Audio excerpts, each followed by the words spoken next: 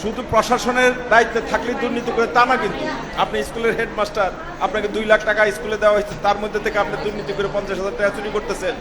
প্রশ্ন করছিলাম একটাই, সব প্রধান শিক্ষকদের নিয়ে, যে আমার কাছে খবর প্রতিষ্ঠান প্রধান যিনি থাকেন শিক্ষা প্রতিষ্ঠান, সে দুর্নীতিবাজ। আমার হিসাবে ছিল 5% হয়তো ভালো ভালো মানুষ আছে, কিন্তু সেদিন আমি যখন প্রশ্ন করলাম, প্রকাশ্যে একটা চ্যালেঞ্জ ছুড়ে দিলাম, যে এই জায়গায় যতজন 80 না 90 জন প্রধান শিক্ষক ছিল, যে এর মধ্যে একজন আসো কিনা যে বুকে সাহস করে এই জায়গায় দাঁড়াও যে তুমি দুর্নীতি মুক্ত।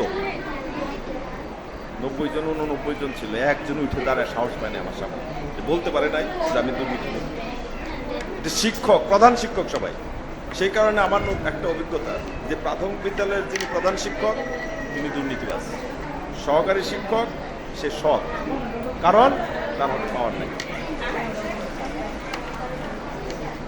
সহকারী শিক্ষকের হাতে পাওয়ার নাই, এই জন্য সে সৎ। প্রধান শিক্ষকের আছে ক্ষমতা, সে দুর্নীতিবাজ। শিক্ষা প্রতিষ্ঠান প্রধান মানে দুর্নীতিবাজ।